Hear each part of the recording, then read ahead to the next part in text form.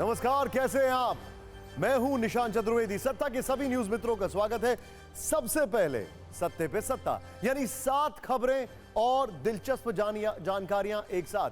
पहले हम आपको एक ऐसी तस्वीर दिखाएंगे जो पाकिस्तान के अवैध कब्जे वाले कश्मीर यानी पीओके से लीक हुई है। यह तस्वीर आतंकियों की इफ्तार पार्टी की है। एक ऐसी तस्वीर जिसमें आतंकी के 15 यार मौजूद थे। एक एक वांटेड आतंकी का चेहरा सामने आने वाला है। इन दहशतगर्दों की सत्ता जरूर हिलेगी। फिर दिल्ली के मुख्यमंत्री केजरीवाल की बात होगी, जिनकी गिरफ्तारी को दिल्ली हाईकोर्ट ने सही बताया है और ईडी की कार्रवाई को जायज ठहराया है। इस टिप्पणी से बीजेपी को केजरीवाल पर तंज मारने का मौका मिल गया है। इस पर सियासी चिंगारियों वाली रील दिखाएंगे हम आपको। फिर प्रधानमंत्री मोदी का राम और शक्ति वाला संदेश डिकोड करेंगे। पीएम ने आज यूपी के पीलीभीत में भगवान श्री राम और मां शक्ति का जिक्र करके कांग्रेस की क्लास लगाई। लेकिन कांग्रेस पर मोदी के परिवार और भ्रष्टाचार वाले आरोपों के तीर आज अचानक राम और शक्ति में क्यों बदले, यह भी समझेंगे। फिर सत्ता के कलेश का नया एपिसोड जो पुण्या वाले सियासी कलेश पर आधारित है। आरजेडी ने कांग्रेस को अल्टीमेटम दे दिया है कि वो पप्पू यादव पर एक्शन ले, लेकिन पप्पू यादव कांग्रेस की सुनने को तैयार नहीं है। उन्होंने कह दिया है मर जाऊंगा लेकिन पुण्या नहीं छोड़ूंगा। फिर आपकी सेहत की सत्ता से जुड़ा एक खतरे वाला नोटिफिकेशन। अगर आप भी शुगर या बीपी की दवा खाते हैं या वो लोग जो कैंसर की दवाइयां लेते हैं, उनके लिए आज सत्ता में एक चिंता कार्ड है।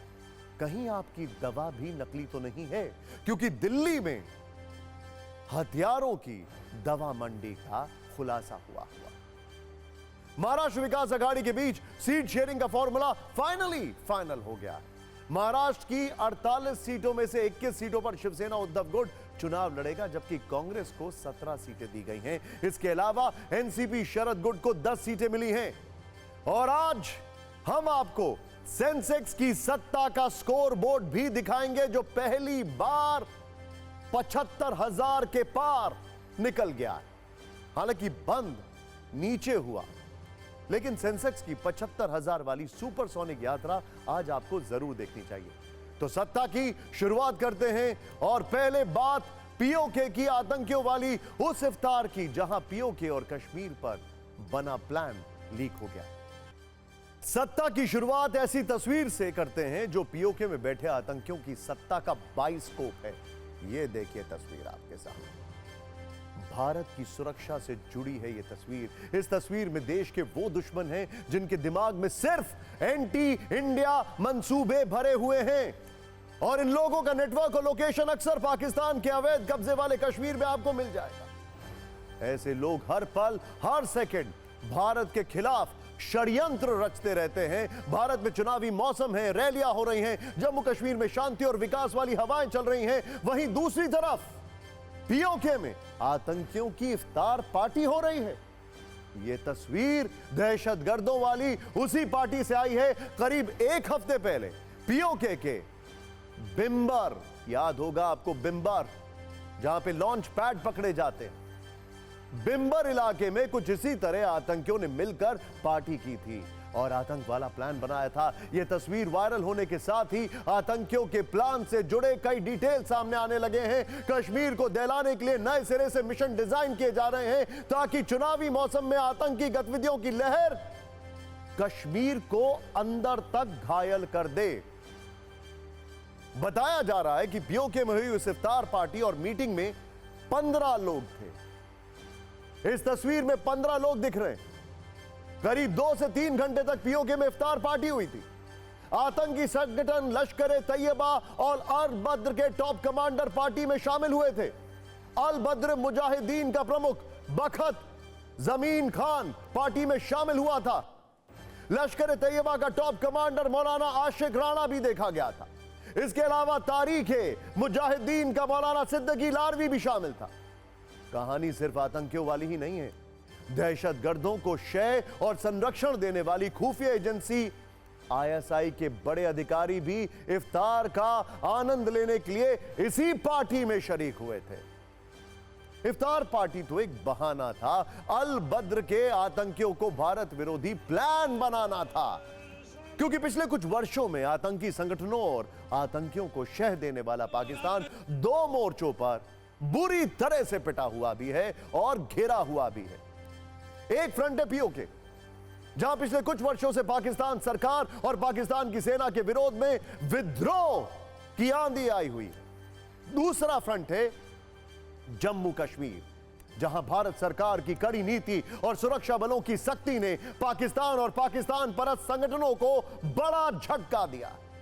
दोनों फ्रंट पर मात खाए आतंकी संगठन अब पीओके में इफ्तार के जरिए मिल रहे हैं और दहशत फैलाने के नए नए तरीके पर मंथन कर रहे हैं, ताकि कश्मीर में कभी शांति ना हो और वहां चुनाव से पहले ही हालात अचानक खराब हो जाएं।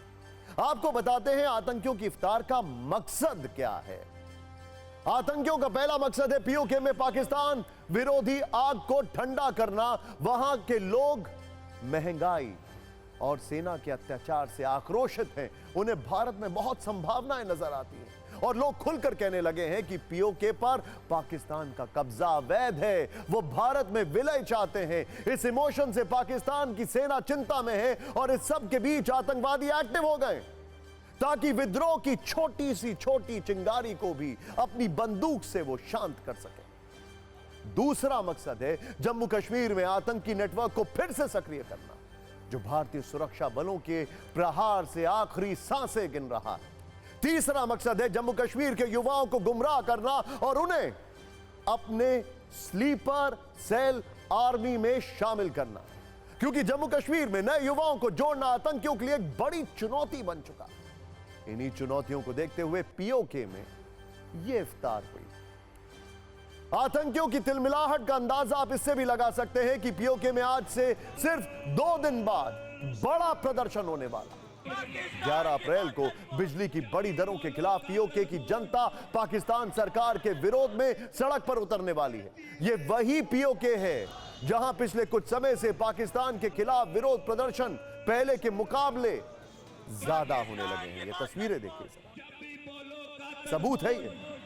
और वहां की जनता इन प्रदर्शनों में बड़े पैमाने पर शामिल हो रही है, कभी बढ़ती महंगाई के नाम पर, कभी पाकिस्तानी सेना के जुल्म के नाम पर, तो कभी अराजकता और अर्थव्यवस्था के नाम पर।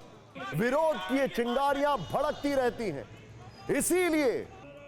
इसीलिए अब ये दोनों तस्वीर देखिए, आतंकियों को टारगेट दिया गया है कि वो विद्रोह और विरोध की आग को दहशत के दम पर ठंडा कर। आतंकियों की मीटिंग के बाद बात करते हैं उनकी नेक्स्ट लेवल प्लानिंग की, जिसका केंद्र है जम्मू कश्मीर। सूत्रों की माने तो सरहद के उस पार 37 लॉन्च पैड्स एक्टिव हैं। सोचिए, एक जमाने में 150-100 इतने होते थे, अब 37 बाकी। लेकिन इन लॉन्चिंग पैड्स पर 200 से 250 आतंकी तैयार हैं। वहां 18 ट्रेनिंग कैंप ऑपरेशनल है। सुरक्षा एजेंसियों के पास इनपुट यह भी है कि भारत में चुनावी मौसम में लश्कर बड़ी साजिश की तैयारी कर रहा है। दक्षिण कश्मीर में लश्कर ए तैयबा के आतंकियों की मौजूदगी के इनपुट मिले हैं। लश्कर ने कश्मीर में अपने स्लीपर सेल सक्रिय कर दिए हैं क्योंकि बर्फ पिघल चुकी है। लश्कर कमांडर जुनैद अहमद भट्ट दक्षिण कश्मीर के कुलगाम जिले में पहुंच चुका है। सूत्रों के मुताबिक जुनैद ने स्लीपर सेल के सदस्यों के साथ कुछ बैठकें भी की। आशंका है कि स्लीपर सेल के सदस्य चुनावी रैलियों, खासकर नेताओं की रैलियों पर हमले का प्रयास कर सकते हैं। एनआईए, बीएसएफ और स्थानीय पुलिस ने लश्कर के आतंकवादी जुनैद भट्ट को पकड़ने और स्लीपर सेल का भंडाफोड़ करने के लिए तलाशी अभियान तेज कर रखा है। एलओसी के इलाकों और राष्ट्रीय राजमार्गों पर सुरक्षा अलर्ट कर रखा है। अंतर्राष्ट्रीय सीमा पर ड्रोन से निगरानी रखी जा रही है। यानी इफ्तार वाली इस तस्वीर के सामने आने के बाद नए सिरे से जवाबी कार्रवाई का प्लान बन चुका है। और इस वक्त जुनैद अहमद भट्ट सबके निशाने पर है। जम्मू कश्मीर में आतंकी लंबे समय से छटपटा रहे क्योंकि सुरक्षा बलों ने व्यवस्था बहुत कड़ी कर दी है। बीच बीच में जब आतंकियों को मौका मिलता है, स्लीपर सेल एक्टिव होने के बाद एक बड़ी घटना शोपियां में हुई। वहां आतंकियों ने टारगेटेड किलिंग को अंजाम दिया। शोपियां में आतंकियों ने प्रवासी टैक्सी ड्राइवर पर गोलियां चलाई। घायल ड्राइवर की हालत नाजुक बताई जा रही है। ड्राइवर दिल्ली का रहने वाला है और उसका नाम है परमजीत सिंह। आतंकियों ने परमजीत पर उस वक्त हमला किया जब वो 2 विदेशी पर्यटकों को रास्ता बता रहा था। फिलहाल आतंकियों की तलाश की जा रही है। वक्त, जगह और फितरत के हिसाब से देखेंगे तो आप समझ जाएंगे कि कैसे पाकिस्तान के अवैध कब्जे वाले इलाके में प्लानिंग होती है और जम्मू कश्मीर में फायरिंग होती है। पिछले कुछ समय से ऐसा ही हो रहा है। जब से कश्मीर में सुरक्षा बलों ने आतंकवाद पर चोट की है, दहशतगर्दों ने निहत्थे आम नागरिकों को टारगेट करना शुरू कर दिया है। ध्यान से देखिएगा आगे, क्योंकि हम आपको बताते हैं कि जम्मू कश्मीर में आतंकियों की हिट लिस्ट के मुख्य रूप से कौन कौन से लोग रहते हैं। देखिए जरा, गैर मुस्लिम कश्मीरी पंडित, घाटी में बीजेपी के कार्यकर्ता, स्थानीय निकाय में चुने गए लोग, जम्मू कश्मीर पुलिस के जवान, जम्मू कश्मीर के सरकारी अधिकारी, प्रवासी मजदूर, स्लीपर सेल वाले आतंकियों का हिट एंड रन मॉडल ऐसा ही है। सुरक्षा बलों से सीधे सामना करने की हैसियत नहीं है तो छुपकर, घात लगाकर हमला करते हैं और आम लोगों का खून बहाकर दहशत फैलाते हैं। कुल मिलाकर पीओके में आतंकियों की इफ्तार चल रही है और पाकिस्तान की सत्ता आतंकवादियों के सामने समर्पण करके बैठी हुई है। वैसे समर्पण वाली एक और तस्वीर है जो सऊदी अरब से आई है। ध्यान से देखिएगा इसे। इसमें पाकिस्तान अपने परंपरागत ट्रेडिशनल मित्र के सामने समर्पण कर रहा है। दरअसल जुगाड़ से नई सरकार बनाने के बाद पाकिस्तान के प्रधानमंत्री शहबाज शरीफ सऊदी अरब की यात्रा पर थे। सऊदी अरब के मक्का में अल सफा पैलेस में पाकिस्तान के प्रधानमंत्री के साथ मोहम्मद बिन सलमान की बैठक हुई। इसके बाद मोहम्मद बिन सलमान ने जॉइंट स्टेटमेंट में कश्मीर के मुद्दे को भारत और पाकिस्तान का द्विपक्षीय मसला बता दिया। यह पाकिस्तान के लिए किसी बड़े झटके से कम नहीं था, क्योंकि वो पाकिस्तान ही है जो बार बार अंतर्राष्ट्रीय मंच पर कश्मीर के मसले को उछालता रहता है, भारत विरोधी प्रोपेगेंडे को चलाता रहता है। सऊदी अरब से आई शहबाज शरीफ की तस्वीरें और वहां हुई घटनाओं को मिलाकर सूत्र निकाले तो यही बात निकलेगी कि पाकिस्तान और वहां के प्रधानमंत्री दोनों का कद कम है। कूटनीतिक मसलों में पाकिस्तान की हैसियत सिकुड़ने वाले कपड़ों की तरह मीडियम से एकदम शॉर्ट साइज हो गई है। पाकिस्तान समर्पण वाली मुद्रा में है, जबकि सऊदी अरब के क्राउन प्रिंस मोहम्मद बिन सलमान ने साफ कर दिया है कि कश्मीर के मुद्दे पर किसी तीसरे देश के हस्तक्षेप का सवाल ही नहीं है। भारत और पाकिस्तान के बीच इस विवाद का हल बातचीत से ही संभव है, यानी कश्मीर के समाधान पर जो भारत का स्टैंड रहा, सऊदी अरब उसी से सहमत है। भारत पहले ही बल्कि बार बार कह चुका है कि वो कश्मीर पर किसी तरह की मध्यस्थता नहीं चाहता। अब इस तस्वीर और घटना के पाकिस्तान में भी खूब चर्चा हो रही है। कैसे अपने ही घर में पाकिस्तान के पीएम की फजीहत हो रही है, आप भी नोट कीजिए। सत्ता में अब हम आपको ऐसी तस्वीर दिखाने जा रहे हैं जिसका सीधा संबंध आपसे और आपके परिवार से है। आज हम आपको दवाइयों में बेईमानी वाली उस मिलावट से सावधान करने वाले हैं। अगले 5 मिनट ध्यान से देखिएगा, क्योंकि इसका शिकार शायद इस वक्त आप भी हो रहे हो। इसीलिए इस खबर की शुरुआत आज हम कुछ सवालों के साथ करने जा रहे हैं। ध्यान से देखिए। पहला सवाल क्या है? कहीं ऐसा तो नहीं कि आप रोज दवाइयां खा रहे हो लेकिन उनका असर आप पे ना हो रहा हो? ध्यान से देखिएगा यह खबर। क्या आपको अब यह तो नहीं लगने लगा है कि शुगर, बीपी और कैंसर की जीवन रक्षक दवाएं खुद ही बीमार हैं? कहीं आप भी नकली दवाओं के शिकंजे में तो नहीं फंस गए हैं? या फिर आपने यह नोट किया हो कि दवा खाने के बावजूद आप और ज्यादा बीमार होते जा रहे हैं? अगर इन सवालों में एक का जवाब भी हां है तो एक बार चेक कर लीजिए, कहीं आपकी दवा भी तो नकली नहीं है।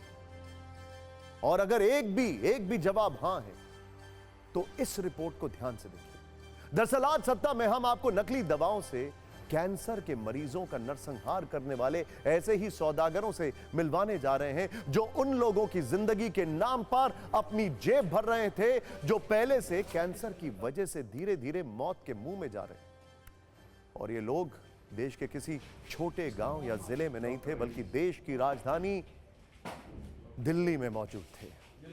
देश की सबसे बड़ी दवा मार्केट भागीरथ पैलेस में क्राइम ब्रांच की साइबर यूनिट ने छापे मारकर नकली दवाओं के कारोबार का पर्दाफाश किया है और 2 लोगों को गिरफ्तार किया है। क्राइम ब्रांच ने कैंसर और डायबिटीज की नकली दवाएं बहुत बड़ी मात्रा में जब्त की हैं।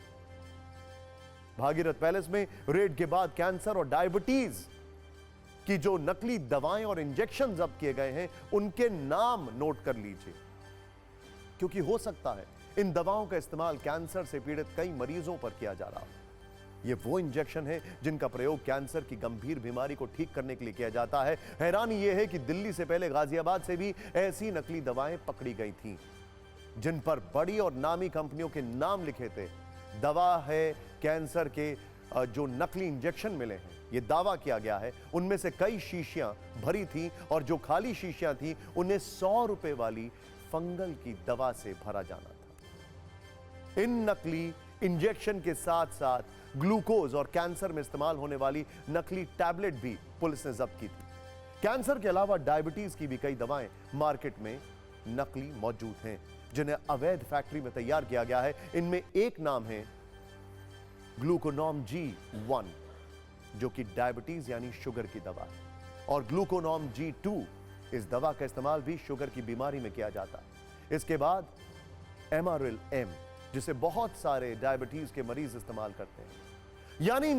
यानी जिन दवाइयों को लंबे शोध और कई टेस्ट के बाद वैज्ञानिक और डॉक्टर्स तैयार करते हैं, उन्हें कुछ लोग मिलकर एक फैक्ट्री में तैयार कर रहे थे और फिर उसे मार्केट में सप्लाई किया जा रहा था।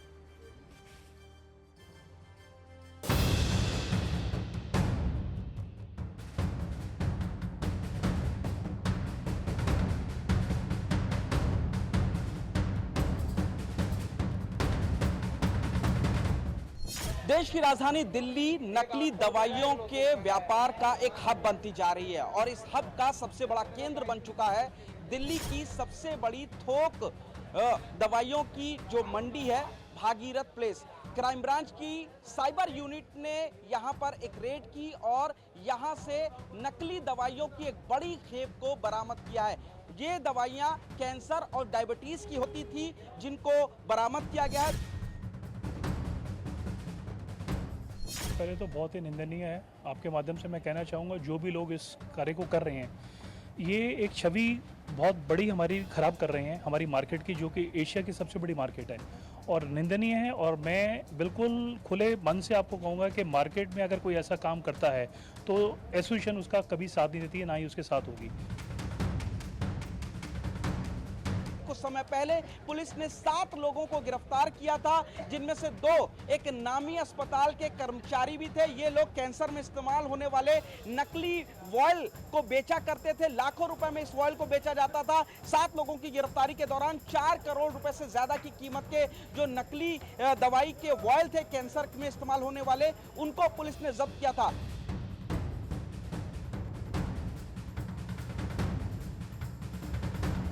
पहचानने का तरीका सिर्फ एक ही होता है कि उसके अंदर जो दवाई के स्पेलिंग लिखे होते हैं, पहले तो हमें उनको चेक करना चाहिए। उसके रैपर की पैकिंग को चेक करना चाहिए। जो कि ब्रांडेड मेडिसिन के रैपर्स होते हैं वो बहुत अच्छे तरीके से बनाए जाते हैं और बहुत अच्छे से उस पर डेट वगैरह सब कुछ लिखी जाती है, परंतु जो नकली दवाइयाँ होती हैं उनकी पैकिंग में कहीं ना कहीं त्रुटि होती ही है। सबसे ज्यादा अफसोस इस बात का है कि यह पहली बार नहीं है जब भागीरथ पैलेस से ऐसा कुछ मिला या पकड़ा गया हो। तो यह बार बार हो कैसे रहा? सत्ता में हमेशा की तरह हम आपको समस्या नहीं बल्कि समाधान भी बताएंगे। आप कैसे नकली दवाओं को पहचान सकते हैं जो देखने में तो बिल्कुल असली लगती हैं लेकिन असली होती नहीं है। जब दवा खरीदें तो उसके पैकेट पर जो QR कोड छपा होता है उसे अपने मोबाइल से स्कैन करें, क्योंकि इससे आपको दवा की सारी जानकारी मिल पाएगी। कोई दुकानदार अगर आपको दवाओं पर एक्स्ट्रा डिस्काउंट दे या सस्ते ऑफर दे तो इससे तुरंत सावधान हो जाए। अगर दवाओं की पैकेजिंग में आपको किसी भी तरह की कोई खराबी लगे या दवा खुली हो तो उसे बिल्कुल भी ना खरीदें। साथ ही दवा हमेशा अच्छी और रजिस्टर्ड दुकानों से ही खरीदें। और सबसे जरूरी बात यह है कि दवाइयां खरीदने के बाद दुकानदार से बिल जरूर लें। हम आपको नकली दवाओं को पहचानने वाला एक डेमो भी दिखाते हैं। ये नकली दवाई असली है या नहीं जानने के लिए स्कैनर जो होता है, स्कैनर हम कर सकते हैं। ये सबसे पहली बड़ी बात ये है कि ये हर दवाइयों के पैकेट पे इस तरीके का एक QR कोड होता है। इस QR कोड को हर आदमी को जानना चाहिए और उसके बाद जो है इस QR कोड से नकली और असली दवा का पता लगाते हैं। इसके लिए मोबाइल में एक जो स्कैनर होता है उसको हम लोग खोलते हैं और स्कैनर खोलने के बाद ये जो दवाई के गत्ते पर QR कोड बना होता है इसको स्कैन करते हैं। ये ठीक इसी तरीके से स्कैन होता है और स्कैन होते के साथ ही इस दवाई की जो पूरी डिटेल है वो सामने आ जाती है। इस डिटेल में पता लगता है कि ये जो दवाई है वो किस जगह की बनी हुई है। आप लोकेलिटा, ये पूरा एड्रेस है टोरंटो का और कंपनी का नाम है, ये फाइजर की दवाई है। ये सारी डिटेल्स आ चुकी है। इसके अलावा दवाइयां नकली हैं या सही, इसका डेमो तो आपने देख लिया, लेकिन दिल्ली के मुख्यमंत्री अरविंद केजरीवाल ने ईडी की गिरफ्तारी को लेकर जो आरोप लगाए थे वो सही हैं या गलत, अब इसको लेकर खबर। सत्ता में अब दिल्ली के सीएम अरविंद केजरीवाल का गिरफ्तारी और रिमांड वाली स्टेटस रिपोर्ट देखते हैं। आज दिल्ली हाई कोर्ट में अरविंद केजरीवाल की गिरफ्तारी पर सुनवाई हुई। मामला यह था कि यह गिरफ्तारी सही है या गलत। इस पर दिल्ली हाई कोर्ट ने कहा कि अरविंद केजरीवाल की गिरफ्तारी गैर कानूनी नहीं है। हाई कोर्ट ने अपने फैसले में सीएम को रिमांड में भेजने का फैसला भी बरकरार रखा है। आम आदमी पार्टी इस फैसले के खिलाफ सुप्रीम कोर्ट जा सकती है। कोर्ट ने इस मामले में जो टिप्पणियां की हैं वो बेहद गंभीर हैं। कोर्ट ने क्या कहा, आइए देखते हैं। शराब नीति केस के गवाह राघव मुंगटा और शरत रेड्डी के बयान PMLA के तहत रिकॉर्ड किए गए हैं। ईडी ने खुलासा किया है कि केजरीवाल आम आदमी पार्टी के संयोजक के तौर पर भी इस मामले में शामिल थे। कोर्ट ने कहा कि गिरफ्तारी और रिमांड कानून के हिसाब से होगी, ना कि चुनाव की टाइमिंग को देखकर। यह नहीं कहा जा सकता कि गिरफ्तारी का वक्त ईडी ने तय किया है। दस्तावेज और सबूत पेश किए गए, इससे साबित होता है कि ईडी ने कानून का पालन किया है। ईडी के पास हवाला डीलर्स और गोवा इलेक्शन के आप कैंडिडेट के भी बयान हैं। ईडी ने हमारे सामने पर्याप्त सबूत पेश किए हैं जो बताते हैं कि पैसा गोवा चुनाव के लिए भेजा गया। ये बयान किस तरह रिकॉर्ड किए गए, इस बात पर शक करना कोर्ट और जज पर कलंक लगाने जैसा है। गवाहों के बयान रिकॉर्ड करने का कानून 100 साल पुराना है। यह दावा है कि केजरीवाल से वीडियो कॉन्फ्रेंसिंग के जरिए पूछताछ की जा सकती है, इसे खारिज किया जाता है। यह आरोपी तय नहीं करेगा कि जांच किस तरह की जाएगी। मुख्यमंत्री को विशेष सुविधा नहीं दी जा सकती है। हमें संवैधानिक नैतिकता की फिक्र है, ना कि राजनीतिक नैतिकता की। मौजूदा केस केंद्र और केजरीवाल के बीच नहीं है, यह केस केजरीवाल और ईडी के बीच है।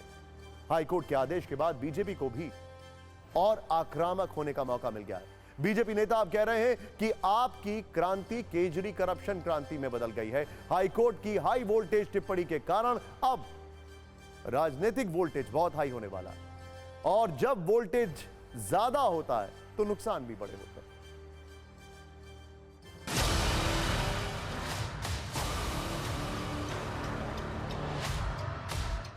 तथ्यों के कठोर धरातल पर आम आदमी पार्टी का अहंकार चकनाचूर हो गया। वो नीति निर्धारण में मुख्य कर्ता धर्ता थे, तो ये जो आम आदमी का चोला था वो पूरी तरीके से धराशायी हो गया। पूरा का पूरा मामला मनी लॉन्ड्रिंग का नहीं, ये मामला हिंदुस्तान के इतिहास का सबसे बड़ा राजनीतिक षड्यंत्र है। बार बार कोर्ट्स में ऑन रिकॉर्ड ये बात आई है कि गवाहों के ऊपर दबाव डाला गया, गवाहों को मारा गया, पीटा गया, डराया गया, धमकाया गया।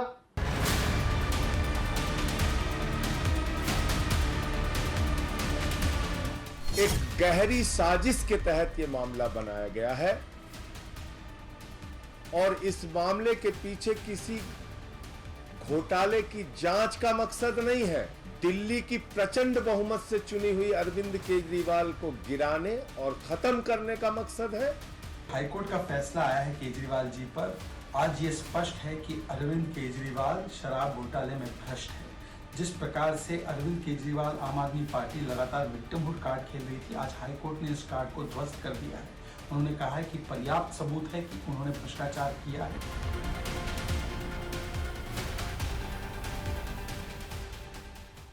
लेकिन इस सब के बीच में पप्पू यादव का वोल्टेज बहुत हाई है। वक्त है सत्ता के कलेश का, जिसका एक्शन, इमोशन और एक्सप्रेशन के सियासी चिंगारियों वाले नए नए एपिसोड हम रोज सत्ता में शाम 7 बजे प्रसारित करते हैं। और आज सत्ता के कलेश का नया एपिसोड एक त्रिकोणीय कले पर आधारित है, जिसके पहले किरदार है पप्पू यादव, जिन्होंने बिहार के पूर्णिया से सत्ता की चाहत में अपनी पार्टी का विलय कांग्रेस में किया था, लेकिन खेल बिगड़ गया। इस एपिसोड की दूसरी किरदार है आरजेडी, जिसने पूर्णिया से बीमा भारती को टिकट देने का कमिटमेंट पहले ही कर लिया था, और अब वो कह रही है कि एक बार जो कमिटमेंट कर लिया तो किसी की सुनने वाले का, किसी की सुनने का सवाल नहीं। और इस कलेश की तीसरी किरदार वो है कांग्रेस, जो पप्पू यादव पर फंस गई है, क्योंकि आरजेडी उसे पप्पू यादव के नाम पर ताने मार रही है और खरी खोटी सुना रही है, और कांग्रेस को समझ नहीं आ रहा है करें तो क्या करें और कहें तो क्या कहें। अब हम आपको सत्ता के कलेश के नए एपिसोड का सियासी ट्विस्ट वाला स्क्रीन प्ले दिखाते हैं। दरअसल आरजेडी के टिकट पर बीमा भारती के नामांकन करने के बावजूद पप्पू यादव ने भी 4 अप्रैल को पूर्णिया की सीट से अपना नामांकन दाखिल कर दिया था। उन्हें कांग्रेस से टिकट नहीं मिला तो वो निर्दलीय ही चुनाव मैदान में उतर गए। अब आरजेडी कांग्रेस पर दबाव बना रही है कि वो पप्पू यादव को नामांकन वापस करने के लिए मनाए, लेकिन पप्पू यादव कह रहे हैं मर जाएंगे लेकिन नामांकन वापस नहीं लेंगे। और इस तरह बिहार की पूर्णिया सीट पर सत्ता का सबसे बड़ा कलेश छिड़ चुका है। अब कांग्रेस के सामने संकट यह है कि पप्पू उसके आगे झुकने के लिए तैयार नहीं है, और आरजेडी उसे अल्टीमेटम पर अल्टीमेटम दे रही है। आरजेडी ने कहा है कि कांग्रेस गठबंधन अपना धर्म निभाए और पप्पू यादव पर तुरंत एक्शन ले, लेकिन कांग्रेस क्यों फंसी है वो समझिए। दरअसल कांग्रेस ने पप्पू यादव से वादा किया था कि वो उसे पूर्णिया से टिकट देगी, लेकिन ऐसा हुआ नहीं। अब टिकट न मिलने से पप्पू यादव के तेवर बागी हैं और वो कांग्रेस की बात नहीं मान रहे हैं, क्योंकि पप्पू यादव ने कांग्रेस में पार्टी का विलय तो किया लेकिन सदस्यता नहीं ली। इसीलिए सवाल यह है कि आखिर कांग्रेस पप्पू यादव को निकालेगी कैसे। लेकिन पप्पू यादव का मैसेज कांग्रेस को एकदम क्लियर है। पप्पू यादव ने कह दिया है उन्हें मरना मंजूर है लेकिन पूर्णिया को छोड़ना मंजूर नहीं। TV9 भारतवर्ष से एक्सक्लूसिव बातचीत में पप्पू यादव ने कहा कि लालू यादव ने कांग्रेस की परंपरागत सीट ले ली। लालू यादव ने उन्हें पूरी तरह तबाह कर दिया। पप्पू यादव ने पूछा आखिर तेजस्वी यादव उनसे इतनी नफरत क्यों करते हैं। पप्पू यादव ने कहा कि उन्होंने सिर्फ पूर्णिया ही तो मांगा था, लेकिन वो भी नहीं हुआ, इसीलिए कांग्रेस में पार्टी का विलय करना उनका सबसे बड़ा गुनाह है। हम आपको पप्पू यादव से एक्सक्लूसिव बातचीत का एक छोटा सा अंश दिखाते हैं। पूरी की पूरी पार्टी का विलय कर दिया कांग्रेस पार्टी में। कांग्रेस ने आपको किसी तरह का आश्वासन तो दिया होगा ना कि भाई इंडिया गठबंधन के कैंडिडेट होंगे आप, तो क्या आप ये कह रहे हैं कि आपके साथ धोखा हुआ है? मैं तो कभी देखिए ना, मेरी पूजा में, इबादत में और मेरी प्रार्थना में कोई कमी रही होगी। मैं तो लालू जी को विपक्ष के नेता, मुख्यमंत्री से लेकर हर संकट, हर परिस्थितियों में जब जब वो गिरे मैं साथ खड़ा रहा। मैं आगे भी उनको कहा कि पूर्णिया नहीं लड़ूंगा। आखिर इतनी नफरत क्यों कि आप नॉमिनेशन में मेरे खिलाफ आ गए, आप कांग्रेस को अल्टीमेटम दे दिया। क्या आपको अपनी गलती का एहसास हो रहा है कि चुनावों से ऐन पहले आपने अपनी पार्टी का विलय कर दिया कांग्रेस पार्टी में? सर कोई हमको धोखा नहीं है, कोई खंजर की बात नहीं है। हमने विश्वास के साथ प्रियंका गांधी जी के कहने पर, राहुल जी के विश्वास से हमने कर दिया। यदि मेरे फेट में टाइम यही कहता है तो उसमें मैं क्या करता भैया। मेरी परिस्थिति लालू यादव जी को गठबंधन तोड़ना था मेरे लिए को, तो हम क्या करते।